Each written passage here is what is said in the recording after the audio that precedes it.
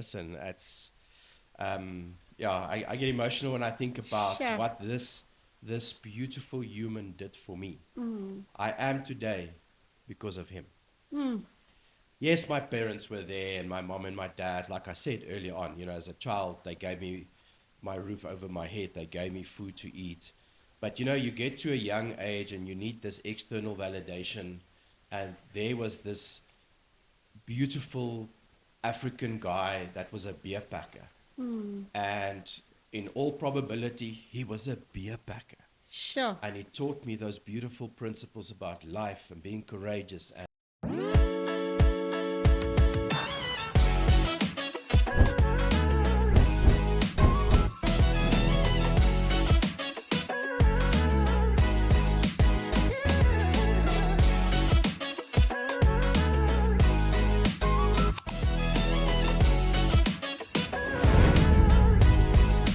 Hello, guys. Hi, it's Penny here from Bookmarked Conversations. Guys, today it's an exciting day for me. I have Barney Beukes.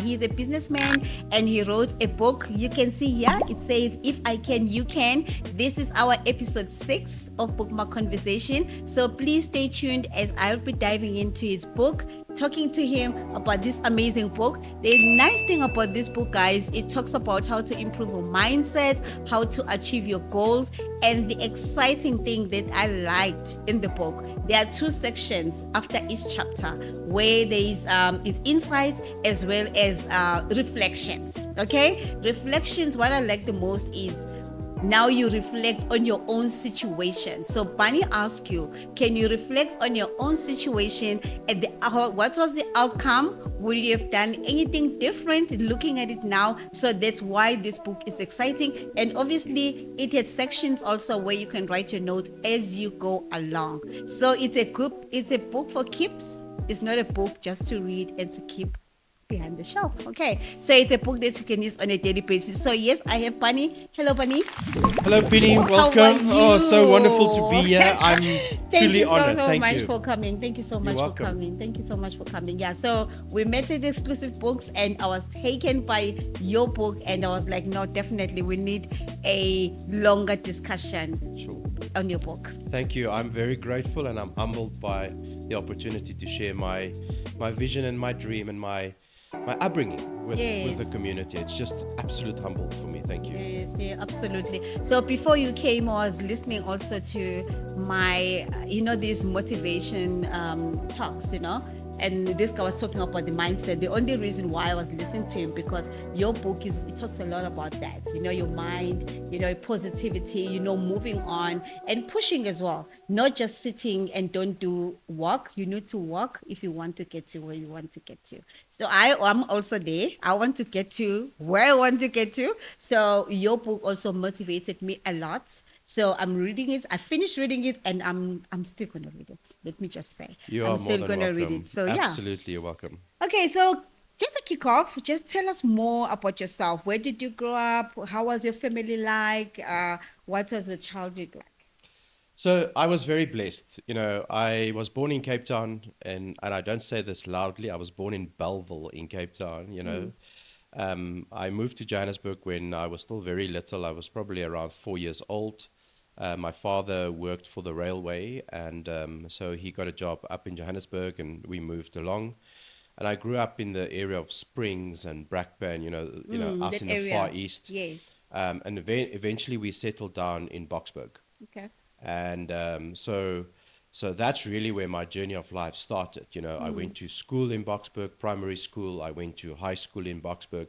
And really my whole life up until probably, I would say, until I was about in my mid-20s, was out in the East Rand. From a family perspective, I've got a younger sister that's 5 years younger than me. I have an older sister that is 5 years older than me. I'm truly blessed. So I'm the middle brother.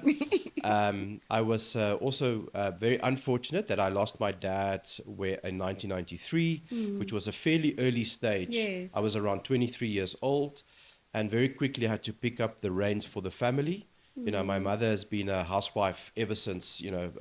you know, I saw in in the book, terms yeah. in terms of education, my dad, I think, had a standard 7 and my mother had a standard 6. So, all expectation was that I needed to finish school.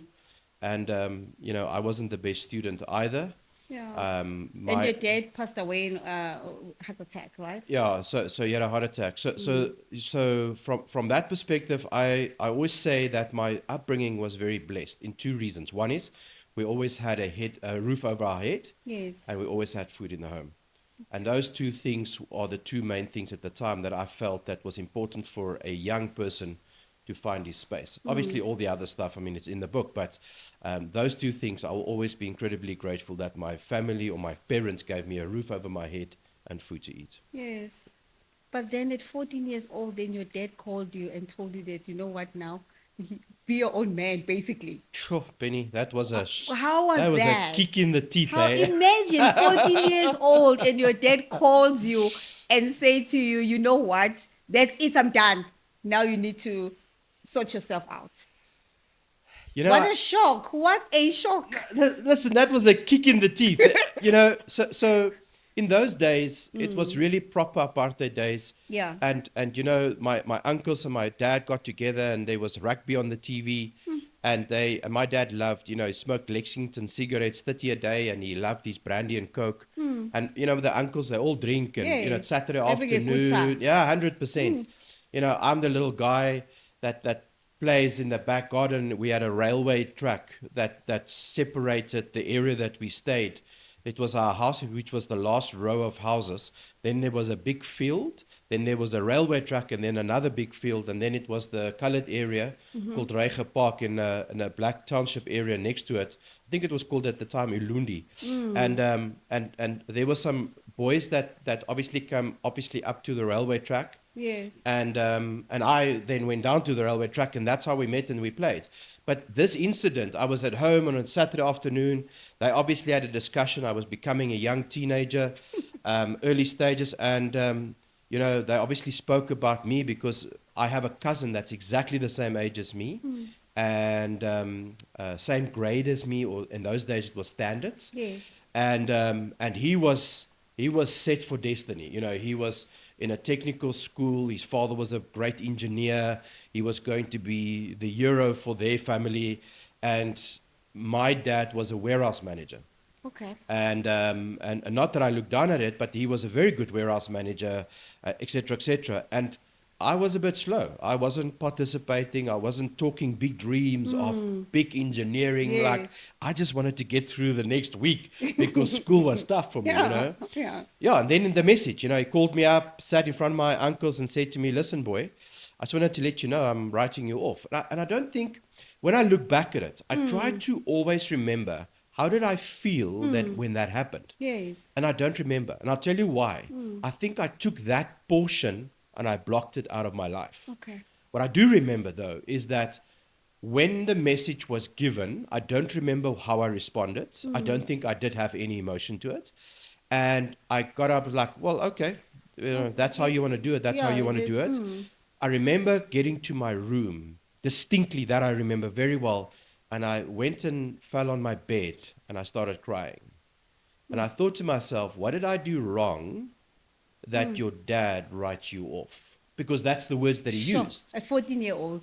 I think it was around 12 or 14 years old. 14, So what did I do wrong that your dad, the person that you look up to, kind of tells you that I'm writing you off and you need to look out for yourself? And I think in hindsight, obviously it's always easy and better in all of that, but it was the toughest thing that happened to me at the time, but it was the greatest gift. Yes. It was the greatest gift that I got. And it's just the message, that message and the way he communicated the message.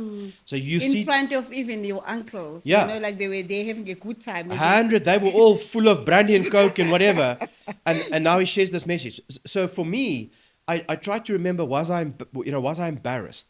How did I feel in my heart? Like, none of those stuff is important. I don't remember it, but I do remember falling on my bed, start crying. And I thought to myself, what did I do wrong that the person that you look up to actually tells you that message? That's why today, in the businesses that I'm involved with, Yes.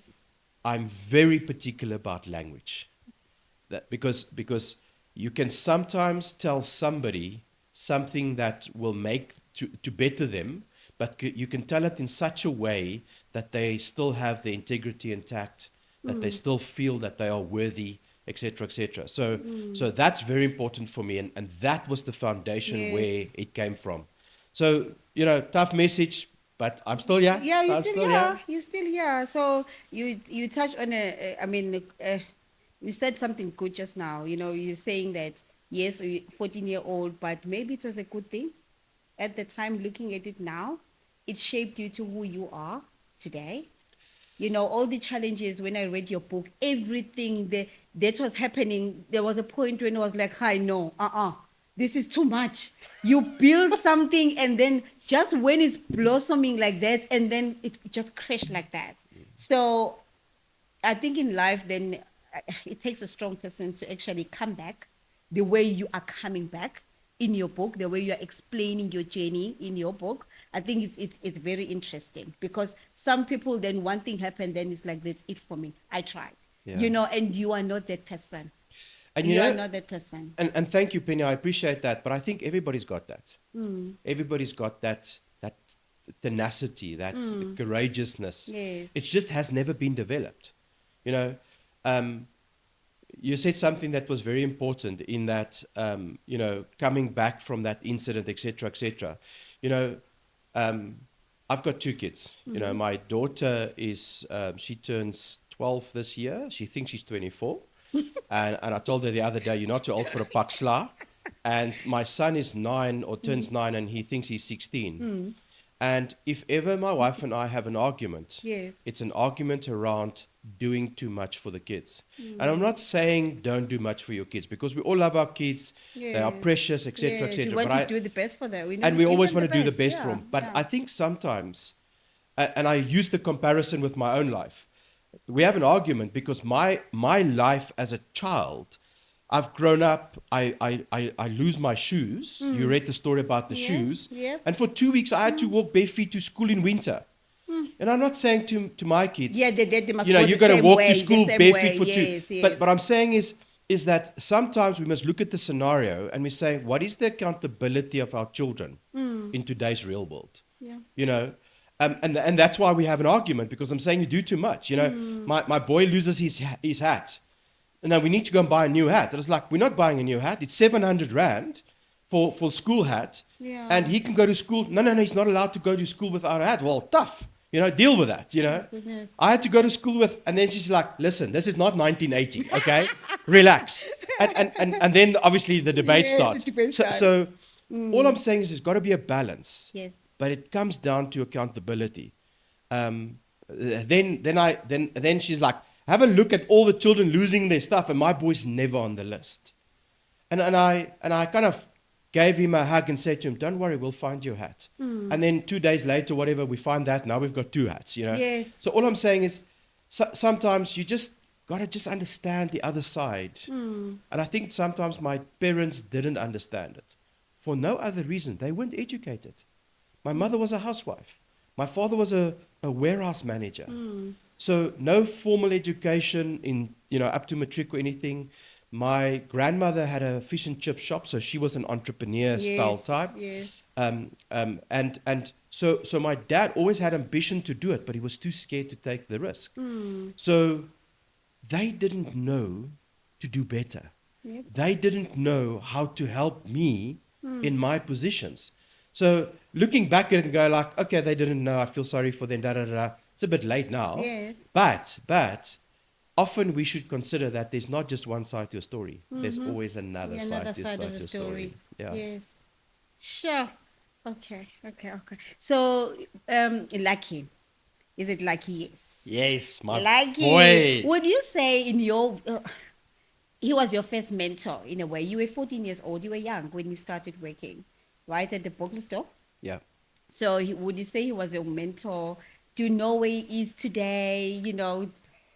Everybody asks me the question. Really? Whenever anybody reads the book, they say they're desperate to make contact with me to ask me, do you have contact with Lucky? Do you know where he is? So if you ask me one regret Yes. in my whole life, and I don't have regrets, but I have one regret, and is that I have never connected and stayed connected with Lucky ever in my life. It's my prayer that Lucky will one day read the Find book you. Oh. and he'll go like, but that's me. And he will then try and make contact with me. Even Mogodi or Tamba, any of Yes, those all of them, the guys. guys, yes. Um, They took you in that time because you were a young chap. Oh my God. listen, I get emotional when I think about Sure. what this beautiful human did for me. I am today because of him. Yes, my parents were there, and my mom and my dad, like I said earlier on, as a child, they gave me my roof over my head. They gave me food to eat. But, you get to a young age and you need this external validation. And there was this beautiful African guy that was a beer packer. And in all probability, he was a beer packer. Sure. And he taught me those beautiful principles about life and being courageous. And What was his surname? Do you I remember? don't You know. were young. You No, see, it's- that's the thing. Because I was going like, let's find him on Facebook. I was going to tell my viewers that we are looking for Lucky, that. please. We are looking for him. Oh my goodness. Okay. So, oh gosh. You know, the other thing I was saying, the one thing that gave me goosebumps a lot, where I felt tears in my eyes when I was reading your book. I fell for you that time. When you came home, and I even told my family, I said, imagine, what is this? You come home, you've worked so hard in this company, you're expecting to be one of the shareholders or get some ownership of this company. You've sacrificed a lot. Your time with your family, there's so much hours you've put in, your time and everything to this company.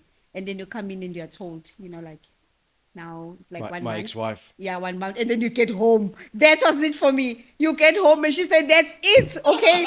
I'm out of here. I'm done. You lose your job. Same day, your wife tells you that, okay, then bye. I'm out of here too. I'm out of you too.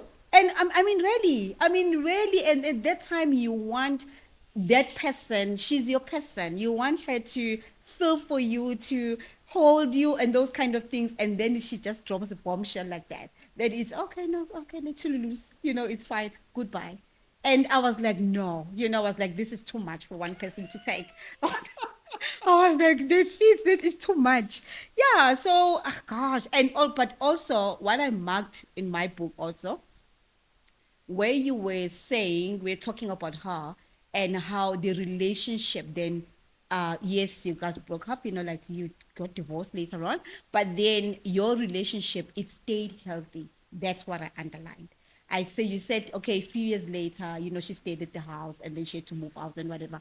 And you guys maintain a good relationship even now. And I was like, that's it, It takes a good, solid relationship and a good man and a good woman to actually come out of a divorce and like that, and then come out in peace.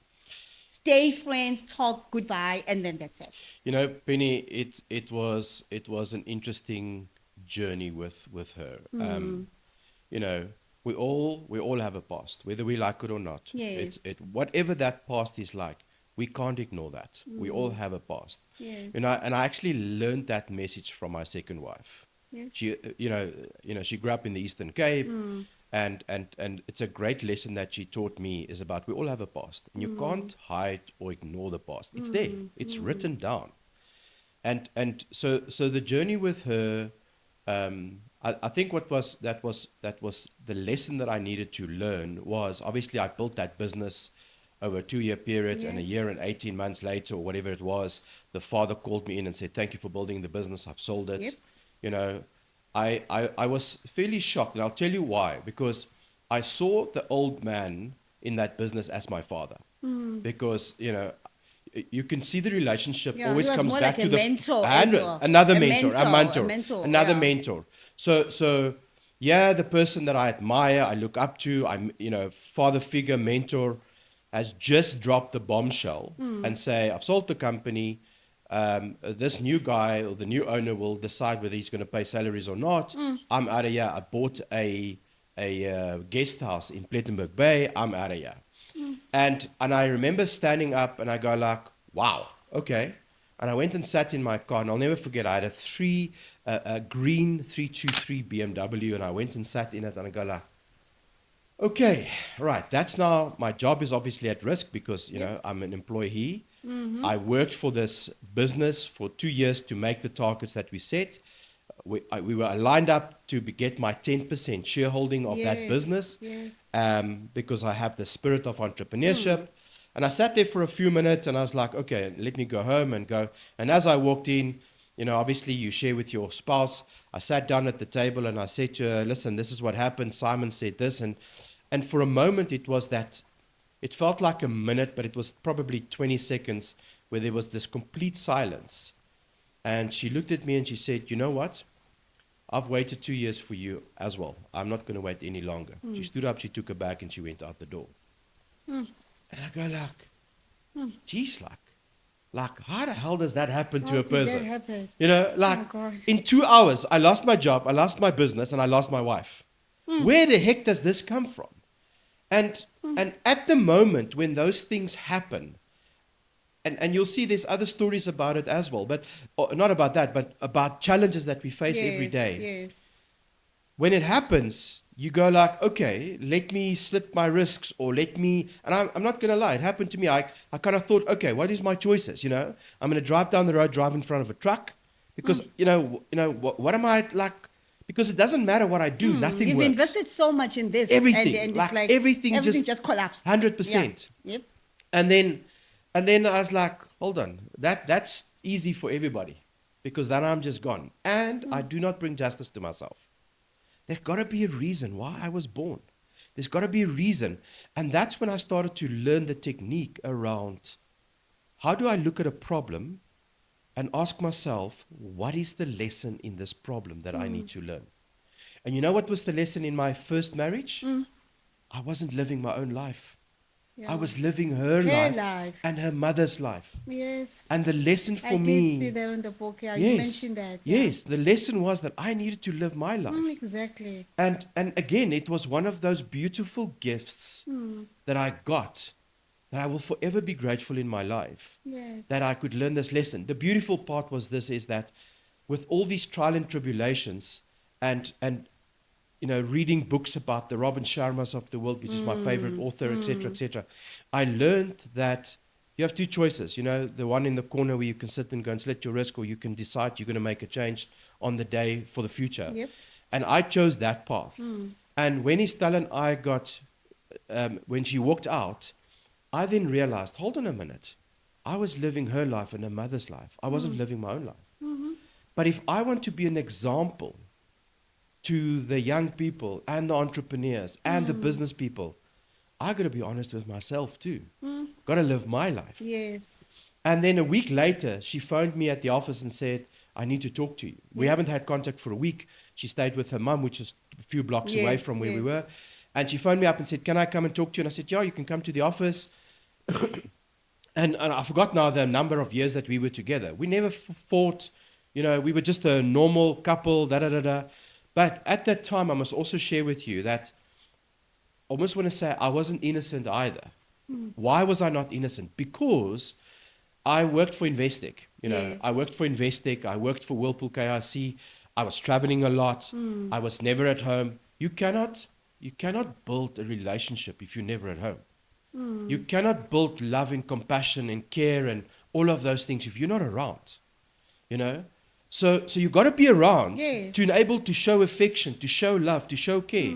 So she had a little bit of loneliness. Without a doubt, she felt lonely. She felt lonely, yeah. And I remember those days at Investec when I worked for Investec. Listen, we worked from 7 in the morning until 9 o'clock tonight, and then we all agree that we're going to meet each other at the Randburg waterfront those days at 10 o'clock, and we're going to have dinner for drinks and dinner.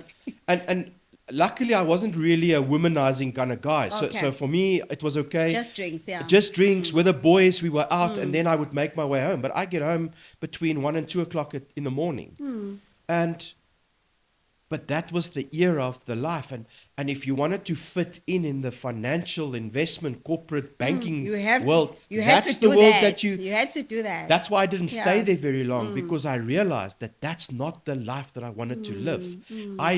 And I know that Estelle and I wanted to start a family, and I know that, those things were on the cards, and I knew that I needed to find another journey, another road to go down. And Investec wasn't it. Hence, obviously, me then moving on. So to her credit, yes, she got to breaking point and said, I'm no longer going to wait for you. And I give her credit for making a decision on behalf of her. Yes, she chose herself as well. She chose herself. Yes. But she helped me to choose me. To choose you. Yes. So she gave me a gift. Yes. So a week later, she came back, we sat down, and she said, I made a mistake. I'm sorry. I shouldn't have walked out on you. I'm your wife. We should try and sort this out. Yes, and I said to her, unfortunately, we can't. Yeah. Because in this week, you've actually made me realize I wasn't being authentic to myself. I was living a lie. And obviously then the tears were from her side, from my side. We were just crying like two adults, because now it's for the first time in 5 or whatever years we were married, we were probably truly most honest with each other. And I think that's why we could say, you know what? I agree. We were both honest. Let's go our separate ways. And because it wasn't a fight or a cheating or any of that kind of those stuff. Kind of things. Yes, it was easier. It was easier. Yes. And also, I said to her, listen, you stay in the house, because she loved the house. She grew up in a part of Johannesburg. I forgot the name now. It's close to Berea, or whatever it's called. But she also grew up in a municipality house, so very poor herself. And together we built a life outside of that world for her, outside of my world of where I grew up. So credit to her, credit to me. Together we built a great life. And I said to her, you stay in the house. I'll move out. I'll go and do my entrepreneurial thing, and I'll go and find my magic or whatever it is. And when you're ready, then you move. Yeah. That was very, very nice, honestly. That's what it was very, very nice. Now it takes me back to was it the modeler? She was your girlfriend, the one that you went on training, and then that was very, very shocking for me. Dumaine. The one that I did the maths. The one that you went on training, and then they asked you what was it? You need to think about your life, like a person in your life that you can see in future, that person will still be there in your life, something like that. Yes. And then you came back, you looked at your girlfriend, your beautiful girlfriend, by the way, the way you described her, and then you were like, no, I don't see her. Oh, Penny, that was a disaster. That was for me. Her name was Heidi. It was Heidi.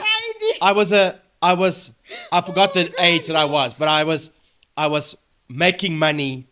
I was a professional bodybuilder for 6 years. Yes. Semi-professional bodybuilder. So I was really big and bulky, and I'm the main guy in the gym. Is she the one you find at the gym? Yes. Okay. Yeah, she was a model. She was a model.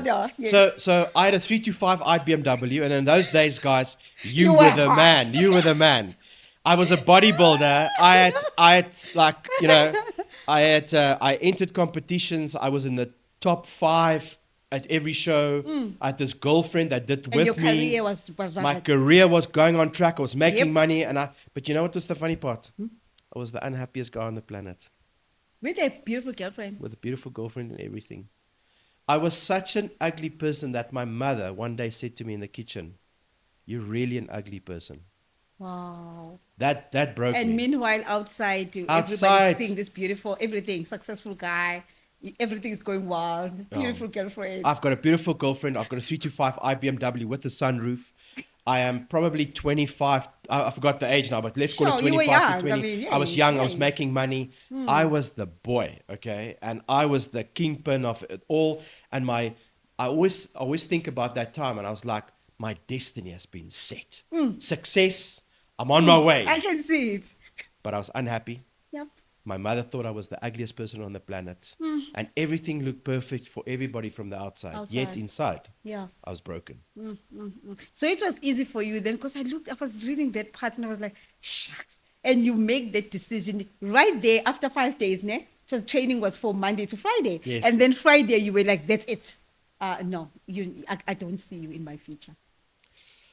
Oh, It was that one was an interesting one, and I'll tell you why. Because I had everything. Remember, like I had everything, and you know, when you're a young man, you've got a model girlfriend, you're a professional. Everybody's looking at like you. you're living the life. You know, when you're in the top 3 and you come into the gym, everybody wants to greet with you. Yeah. Everybody wants to train with you.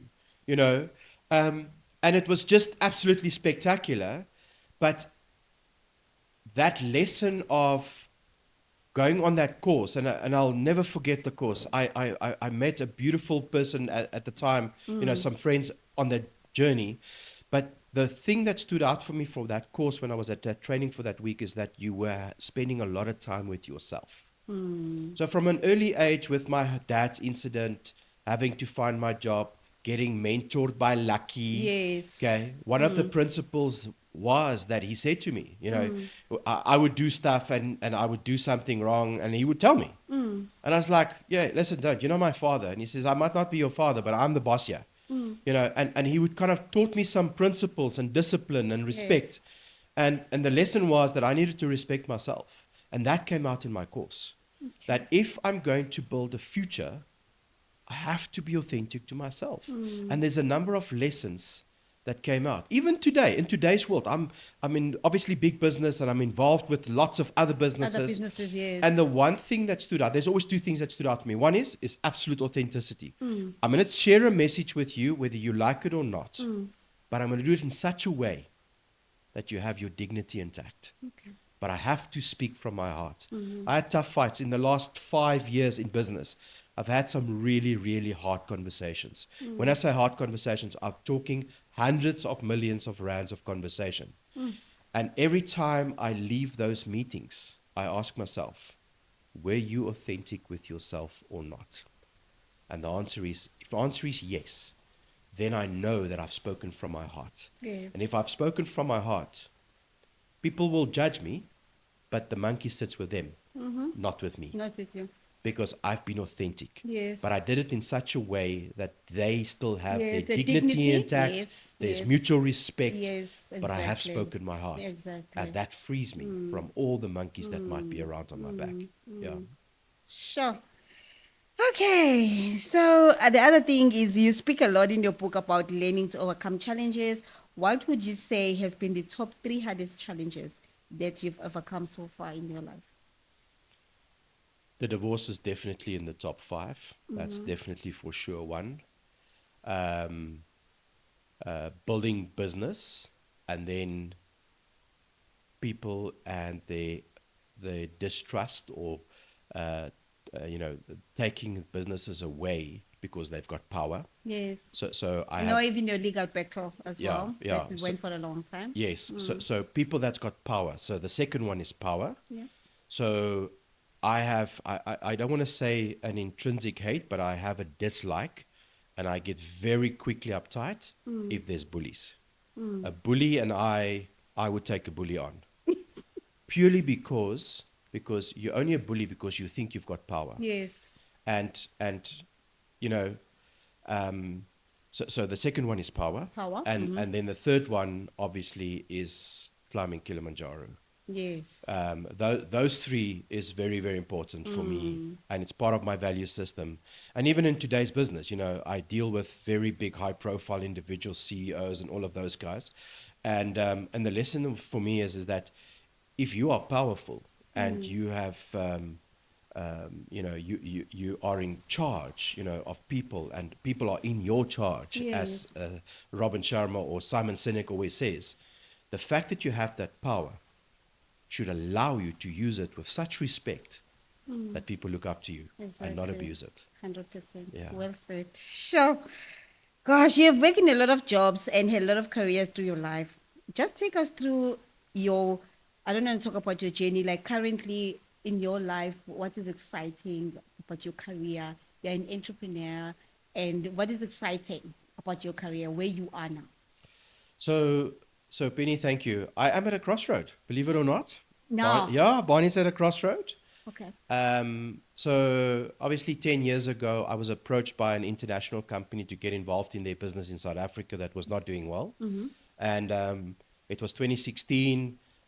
It was after I've turned around a number of about 8 businesses. So my background is I come in, I look at the yeah, business. I know there was one where they were about to sell it, the family business, and then they brought you in. Yes. So that was that's my magic. I Yes. come in, I look at the business, and I have this gift of looking at all the balls together and then try to align them. Sometimes I make a joke about it. I take the white elephants of the businesses and I put it on the table, and we start to deal with those white elephants one by one. So right now, I'm in a beautiful business, an international fund, as I told you, that is in South Africa. Yes. I've been involved in the business for 10 years. And why it's a crossroad is that it is very technology orientated. Yeah. And I feel that my time in that business is coming to an end. The business have grown over the last 10 years times 100% almost. And I have a beautiful team of young people. So my job has shifted from running the business, making as part of the team, making sales and growing it from where it was to where it is today. My input and my business acumen has shifted from going out there and growing the business to building the next generation of young leaders. Okay. And I have earmarked a number of them for future positions, as future as within the next year or two. And so those guys are smarter than me with technology, more efficient than me with technology, and that's what has to happen.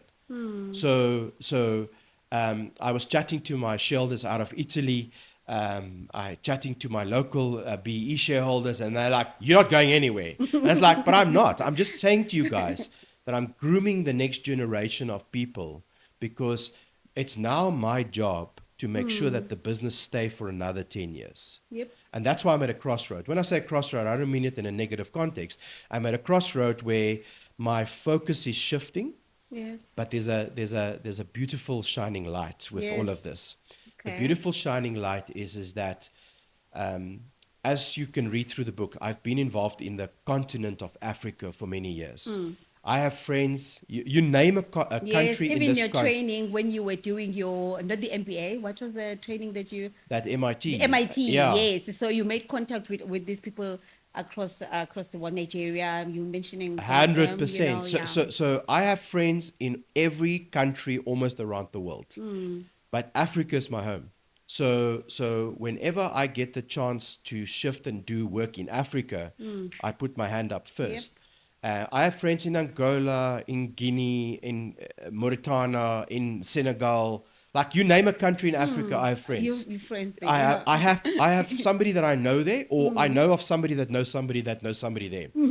And so the future for me is that yes, I'm grooming the next generation of young leaders. Yes. But I'm shifting my shift from just South Africa or Southern Africa to Africa as a continent. Yeah.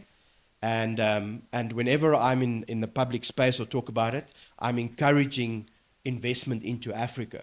You know, there's lots of social media around the recent talk between Trump and Ramaphosa, and I actually want to hug him. I actually want to give him a big hug and say, buddy, you've did phenomenal. Because what he spoke about is how do we help the continent to shift to the next level? Yes. And that was the message. That was the message. So yes, that's where I am at the moment. There's lots of shifts happening. But there's a nice light, shining light. Oh, I'm gonna meet up with my friends in Africa. I'm gonna see them. I'm going to learn some of their cultures, and that really makes me excited. So another one of the topics we discuss is it's rejection, right? So I know that you were rejected at Gibbs twice.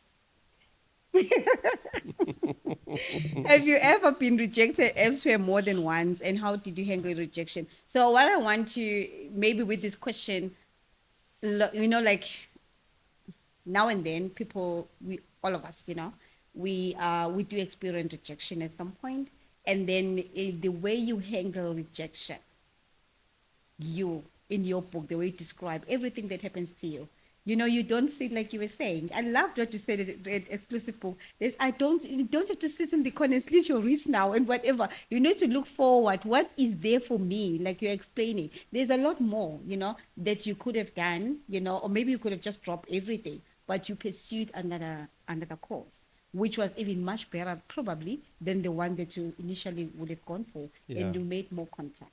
Yeah. So how do you deal with rejection? That's what I want maybe viewers to hear from you, because we've suffered quite a few of rejection. Yeah. So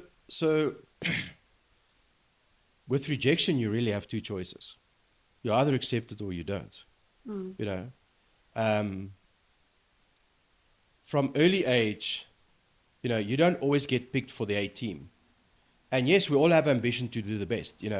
I wanted to be an A student, but I didn't study hard enough, so I couldn't be an A student.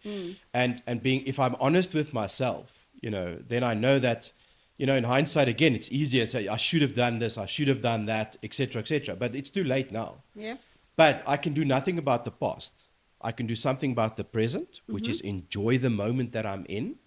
And I can look into the future and say, just make sure that when you go forward in the future, that you actually enjoy it. That you have fun about it. So nobody always get along with everybody. I see it every day in business.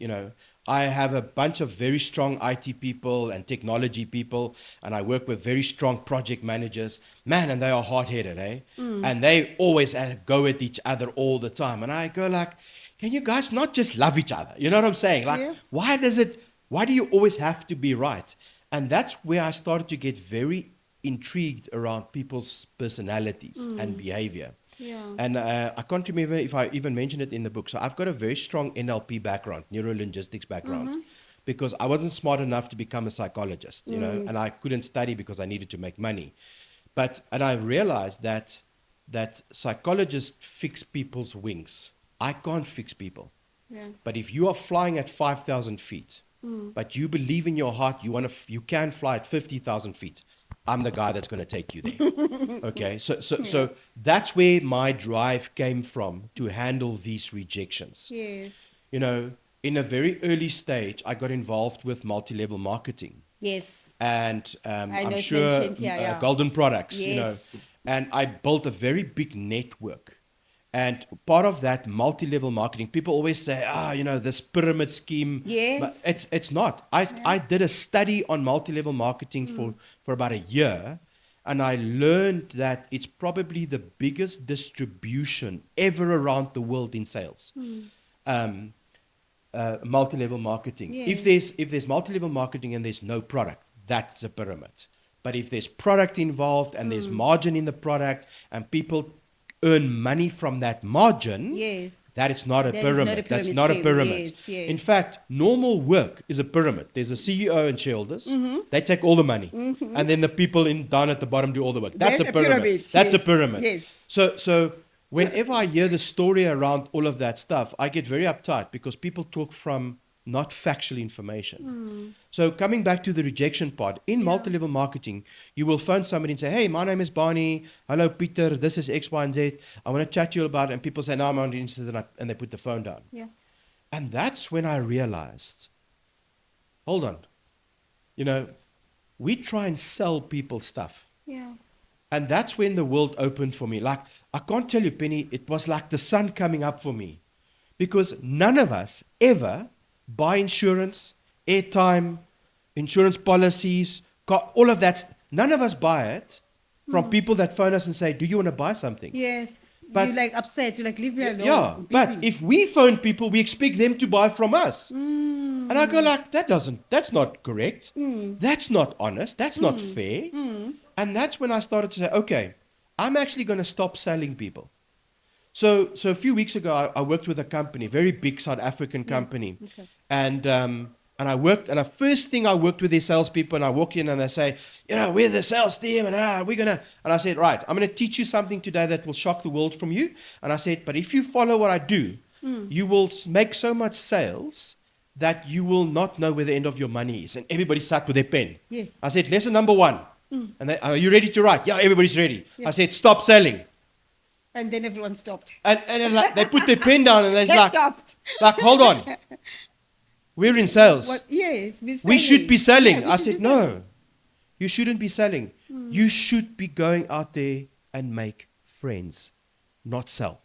Because if you go out there to sell and people don't buy from you, you get upset.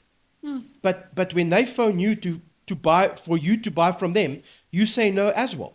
Yep. So where's the honesty between each other? Between each So other. stop selling people and rather start to make friends. And yes, the kicker is that when you are out there and you get rejected, you get rejected because you're trying to sell somebody that doesn't want to be sold. Yep. But if you go out there and you make friends, people won't reject you. People are lonely. They feel the world's against them. Now you walk into a restaurant or wherever and you look at the waiter, you smile and you look him in the eye and you say, good morning, how are you? And he goes, I'm well, sir, and how are you? And people go like, wow, look at this person. He treated me with dignity and respect. Yeah. They're going to serve you Yeah. like they've never served anybody before. You've just made a friend. And with that approach, I found that more and more people stop rejecting you. And more and more people want to be with you because you are the shining light in their life. In their lives.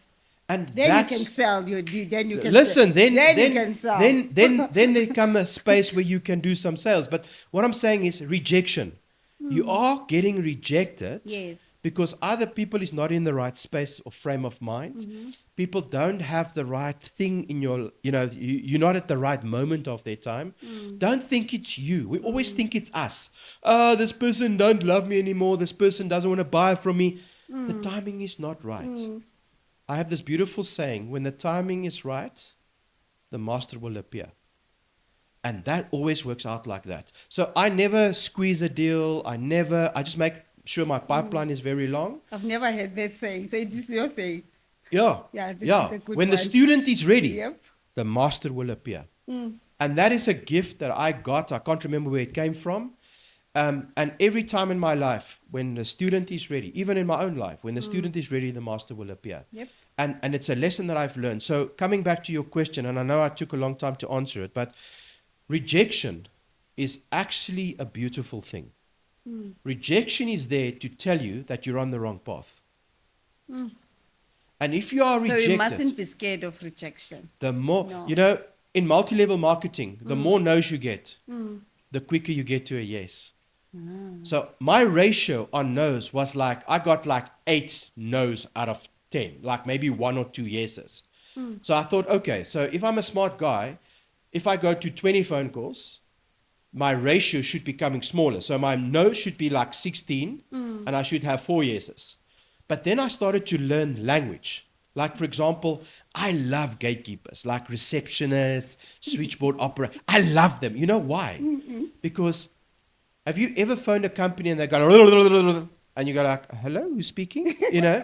And then, so when I phone a company, I slow down, I go like, good morning. Yes. And they say, hello, it's Monday morning. They all feel miserable. They don't want to be at work. 85% of people hate to go to work. And I said, my name is Barney. Who am I speaking to? And the lady says, Veronica. I said, good morning, Veronica. How are you this morning? And she says, it's Monday. So I chat with her for 30 seconds and she goes like, wow, this oak treats me with respect. He treats me nicely. And you know what? You mentioned that now on a Monday. On your book, you're mentioning that as well. Yes. The heart attack. Because I was going to say, I was like, did Barney, maybe is this researched or whatever? Because you are mentioning that the rate of heart attacks, people who have heart attacks, it's like 87% of heart attacks, they happen on a Monday. Yeah. On a Monday, because people don't want to go to work. They have pressure. They hate what they do. They have bosses that scream and shout and swear at them and all of that stuff. So that is the statistic that I got way back then. Yes. But Okay. so when you treat somebody with care, so we have this thing in our business. It's called care, love, and appreciation. And if you treat somebody with care, you show them love and you show them appreciation and respect. Why would they reject you? Exactly. They might not give you exactly what you want at the Yes, time, yes. but they will treat you nicely. It's same as employees. If you're treating them exactly what you say, with respect, all those kind of things, then they want to impress you. They 100%. deliver.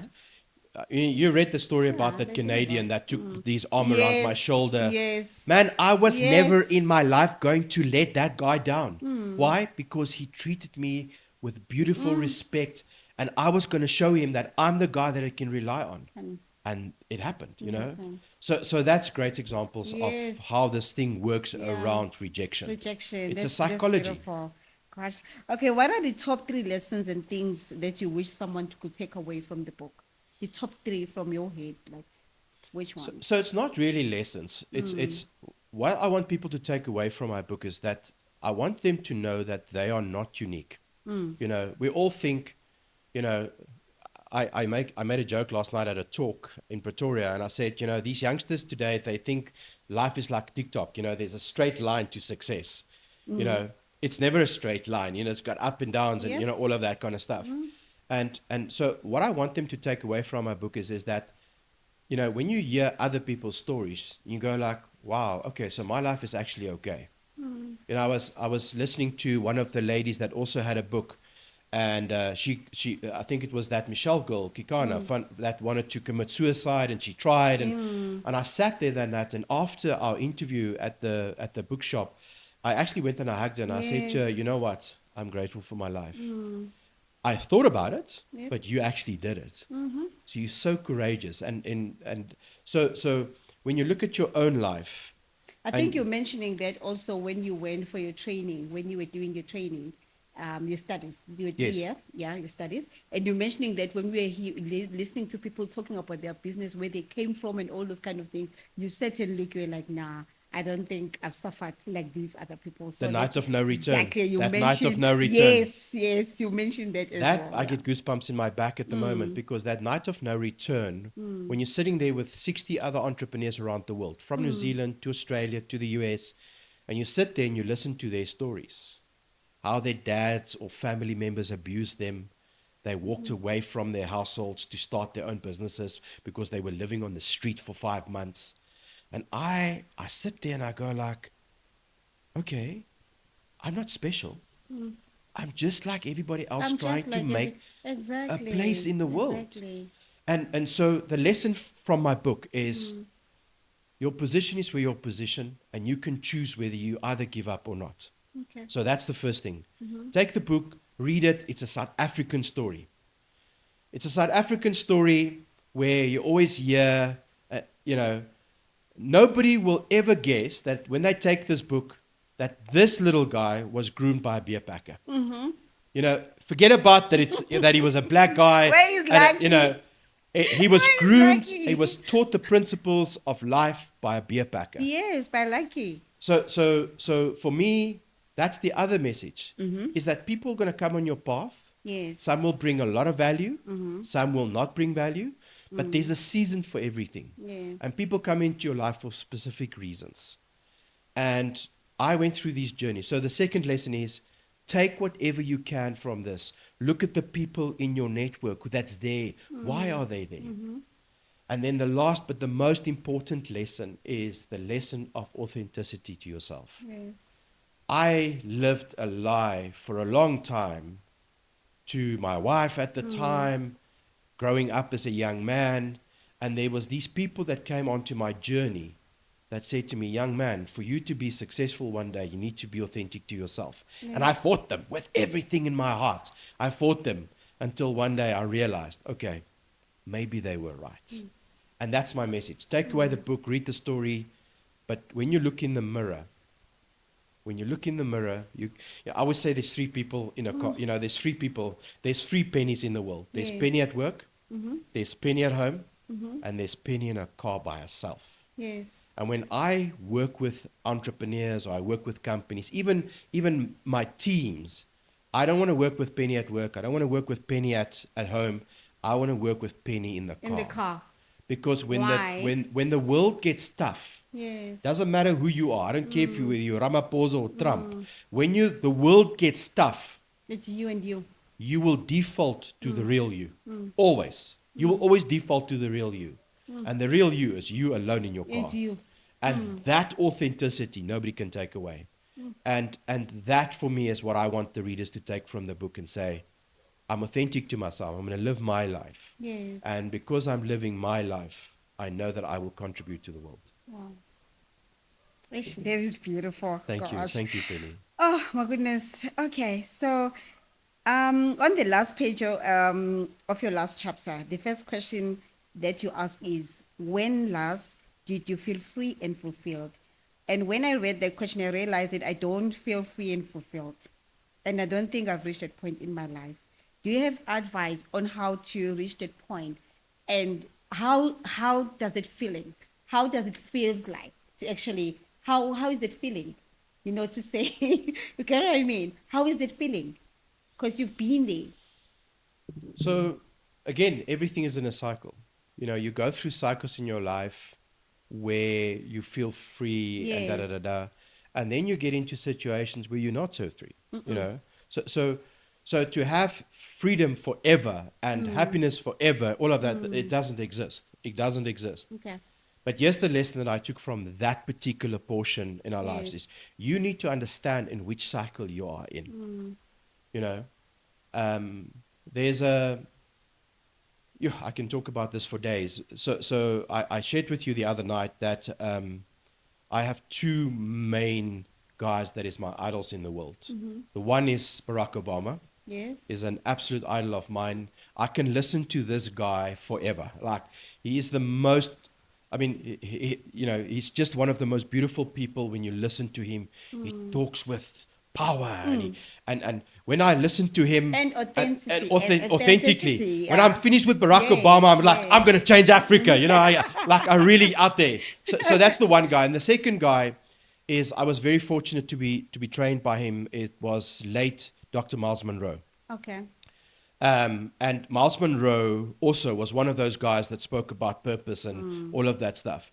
And one day he did an exercise in a training session that I was part of. And he said, and he had this whole journey about, you know, you were invited to a funeral, and, you know, at the end of the funeral, we're all going to walk past the coffin, and you have to say one or two words about the person in the coffin.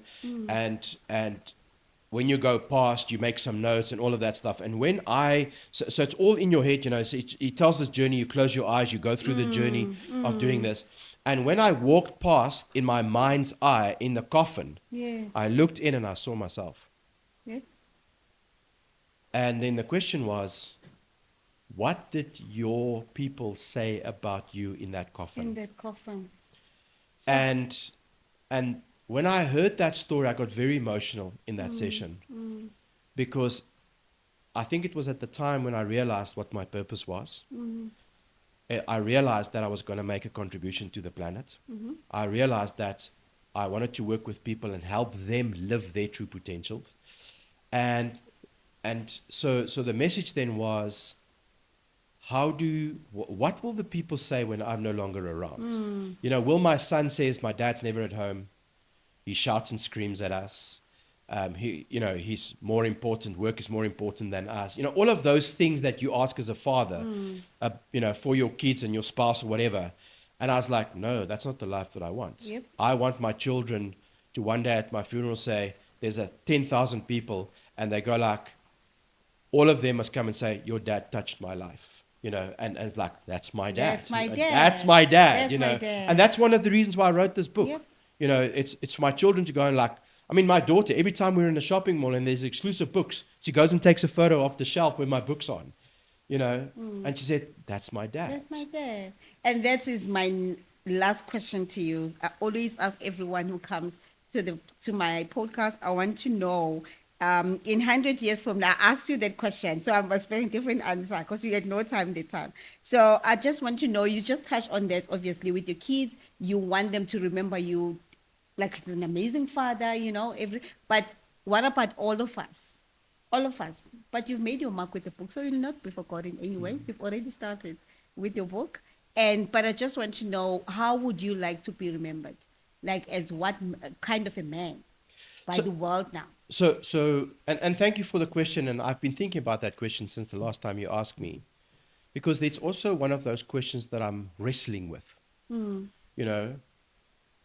You know, we all look up to, like, you know, the guys, you know, the successful guys of the world. You know, we all look at the founder of Apple, you know, and he passed away, you know, and then it's dead. You know, nobody hears about it. You know, yes, he's got Apple and all of that it's stuff. still but, existing, you know, yes, going on, yes. But the question is, what did they do that was so significant. Yes. You know, Dr. Miles Monroe, one of my absolute idols, he passed away in an aeroplane crash.